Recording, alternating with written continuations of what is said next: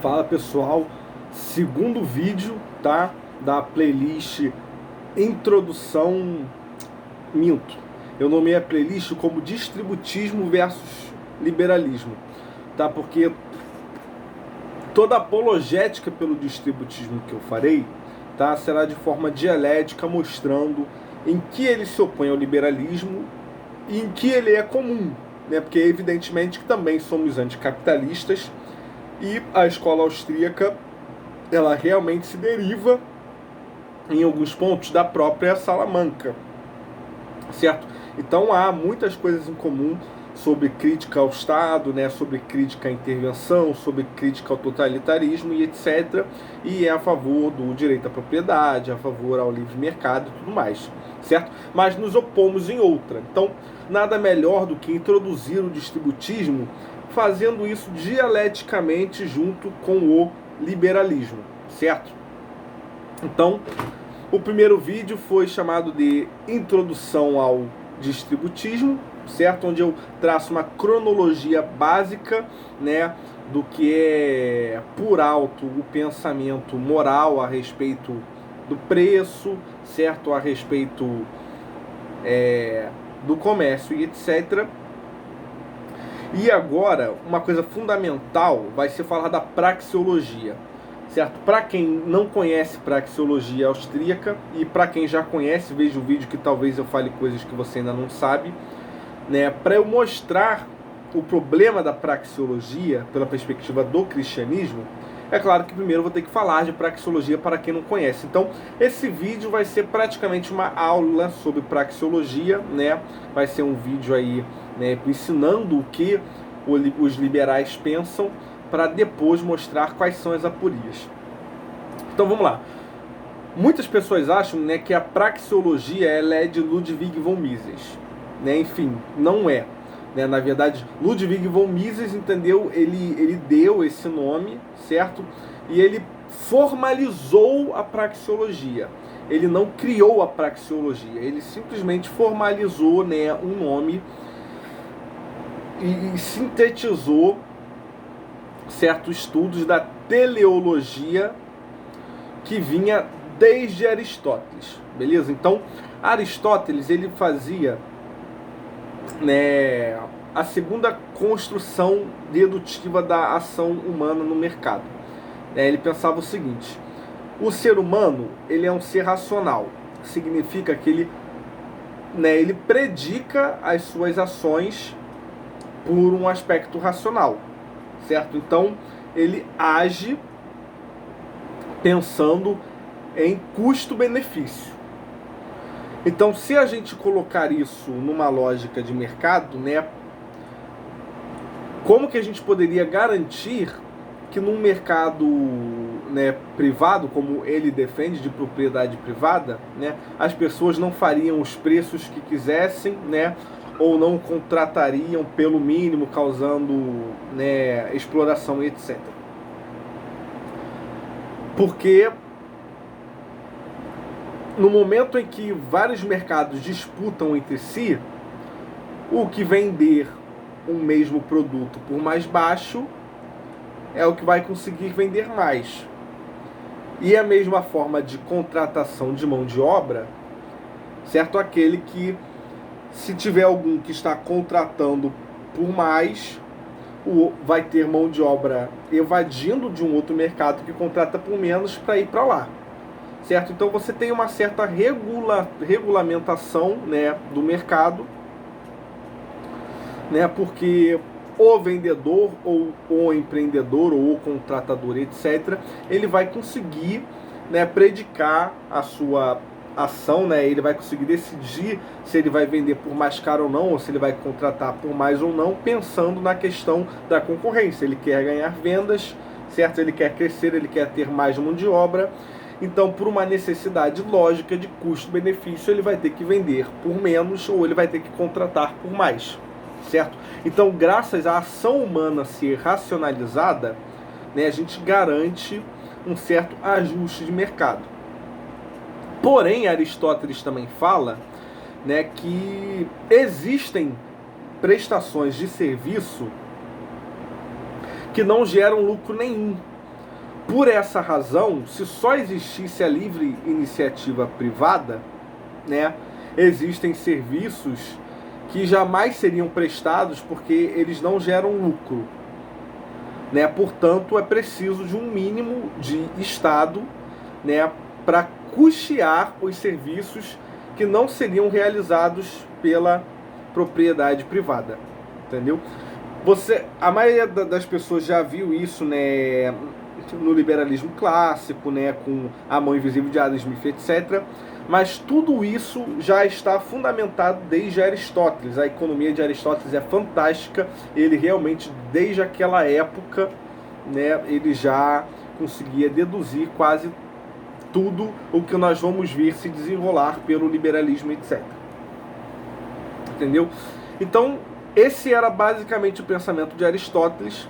O mesmo pensamento ele foi levado à frente, né, até o liberalismo clássico. Então, né, a gente tem a Mão Invisível de Adam Smith argumentando mais ou menos a mesma coisa. E Ludwig von Mises, ele pega isso e pensa, bom, eu vou sintetizar isso, né, num método epistemológico, certo? Porque isso ainda não é uma epistemologia, então eu vou sintetizar isso no método epistemológico. E ele pega isso, ele sintetiza no que ele vai chamar de método hipotético praxeológico dedutivo. Tá? O que é o método hipotético praxeológico dedutivo? Primeiro, né, método hipotético dedutivo é um método epistemológico em que você parte de um pressuposto e desse pressuposto você deduz algo.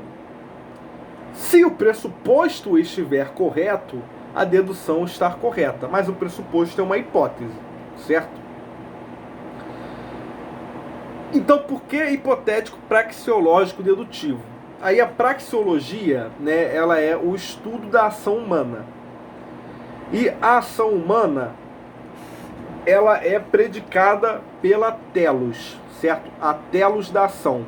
O nome telos já remete mais uma vez que vem de algo de Aristóteles. Telos, né, é intenção ou propósito. O nome telos vem de teleologia, e a teleologia começa com Aristóteles, né, que é o fim último, o propósito das coisas, etc.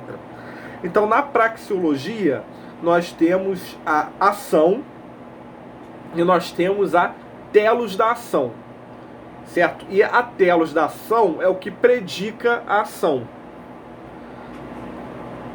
Ou seja, né, e no que consiste o método? O método é o seguinte, olha só.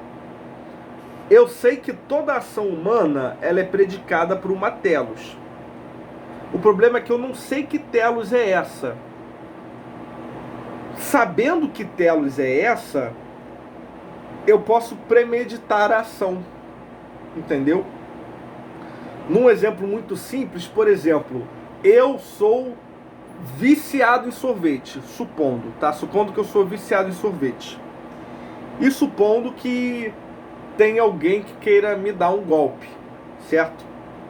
Se ele não souber, né, pelo que eu me motivo a agir, vai ser mais difícil ele me dar um golpe. Agora, se ele souber que eu me motivo a agir por sorvete, ele pode usar o sorvete para me dar o golpe, para chamar a minha atenção e etc. Entendeu? Então, só que, né, o que seria a telos da ação? Nós temos, né, desde Locke a Aristóteles, né, tem aí esse pensamento de que, né, o homem ele age racionalmente, certo? Pensando em custo versus benefício. Então, em Aristóteles, em John Locke, né, nos liberais clássicos, a telos da ação é isso. É a racionalização em custo versus benefício. Mas tem outros, né? Por exemplo, Jeremy Bentham, utilitarista, né? Ele vai dizer que o homem, né, ele age buscando sair de um estado de menor satisfação para um estado de maior satisfação. Isso é uma outra telos, entendeu? É uma outra hipótese, né, de propósito da ação humana. A Ayn Rand, ela vai propor outra, ela vai dizer que o homem é egoísta, certo? Então o homem ele age pelos próprios interesses, etc. Então, enfim, nós temos egoísmo, nós temos o utilitarismo, nós temos o racionalismo, certo? Em Aristóteles, etc. Todas essas coisas são hipóteses, são chutes do que predica a ação humana, certo? Pelo que o homem se motiva a agir.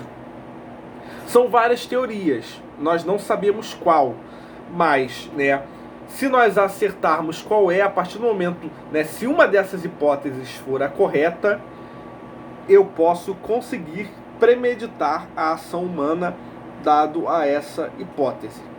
Entendeu? Então, por que o liberalismo precisa disso? Porque todo o argumento liberal, desde Locke, desde Aristóteles, desde Ludwig von Mises, etc., ele é basicamente, né, a utilização da praxeologia, certo? O liberalismo, desde sempre, né, desde Aristóteles, né, não que Aristóteles fosse liberal, mas enfim, né, essa construção, né, de método hipotético praxeológico dedutivo, que não tinha nome antes, Mises só deu um nome, ele sempre foi usado, né, nessa questão. Então, por exemplo, olha só como nós vamos impedir, né, que os preços não sejam superfaturados. E quando a gente argumenta, olha só, não precisa de Estado para regulamentar isso. Isso vai ser autorregular pelo mercado, porque o homem, né, ele age com tal propósito, e no momento em que ele tem concorrência, dado a esse tal propósito, ele vai evitar superfaturar preço, portanto os preços eles vão ser autorregulados e vão permanecer justos. Isso é a aplicação da praxeologia, certo? Eu estou partindo de uma hipótese do que é a telos da ação humana, e tendo a hipótese da telos da ação humana, eu posso deduzir que o homem, enquanto agente de mercado, ele não vai superfaturar os preços, beleza? Ou seja, todo o liberalismo ele está certo se a sua hipótese estiver correta. Praxeologia é basicamente isso. Então toda a escola austríaca ela trabalha com deduções praxeológicas, né? Então os astros libertários, né, eles vão dizer que o mercado desregulamentado ele vai ser melhor para isso, para isso, para isso, para isso e para isso, sem precisar de algo empírico. Eles são puramente dedutivos, né, porque eles partem de hipóteses do que seria a telos da ação humana. E, na verdade, existem vários tipos de austro-libertários. Tem austro-libertários, né, que são randianos, tem austro-libertários que são bentanianos, ou seja, que são utilitaristas, etc.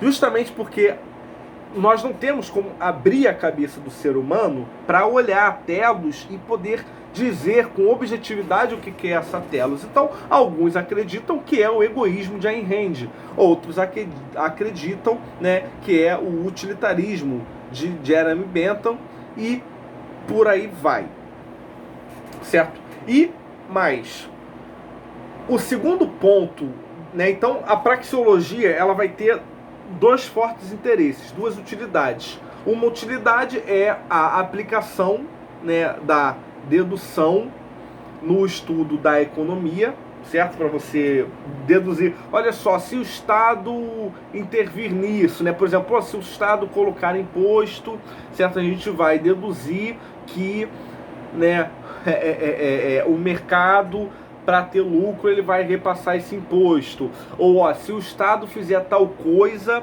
esse mercado pode deixar de ser lucrativo, e como o homem só age pelo lucro, então ele vai deixar de prestar tal serviço e a sociedade vai perder esse tipo de serviço por culpa, né, da intervenção do Estado, etc. Então isso tudo são deduções, né, que é a aplicação enquanto epistemologia, né, ou seja, enquanto caráter descritivo da realidade de como funciona a ação humana. O segundo ponto é a derivação disso para um dever, certo? Para a derivação da ética, que é o seguinte: quando a gente debate, né, microeconomia, teoria do valor, teoria do que é justo, do que é o salário justo, né, do que é o preço justo, etc., a praxeologia ela vai deduzir o seguinte: olha só, né, se o homem age, ou seja, se ele compra ou se ele assina um contrato, se ele aceita ser né, assalariado de uma empresa e etc., é porque ele previamente racionalizou a sua ação conforme custo-benefício, ou conforme sair de um estado de menor satisfação para um estado de maior satisfação, etc. Então, não importa qual foi o preço, não importa qual foi o salário. Se alguém está comprando, se alguém está pagando esse preço, né, é porque se deriva que esta pessoa, né, ela já aceitou que esse preço para ela vale a pena, para ela tem um custo, né, para ela tem um benefício que supera os custos. Se não fosse assim, ela não compraria. Não importa se aquele cara está trabalhando por R$300 numa carga horária de 12 horas por dia, entendeu? Se ele aceitou trabalhar sob essas condições, por receber pouco, é porque ele já previamente racionalizou isso, certo? E ele aceitou essa condição porque ele percebe que antes ele estava pior e agora ele está melhor. Então a única regra de critério do que é ético ou não é a própria deliberação. Entendeu? Então não tem que ter regulamentação de salário mínimo, não tem que ter regulamentação de preço justo, né? Não tem que ter esse tipo de coisa, né? O critério da ética, ele é internalizado na própria pessoa, certo? Ele é internalizado no direito de livre associação, de livre contrato, de livre escolha, de comprar, de se assalariar e etc.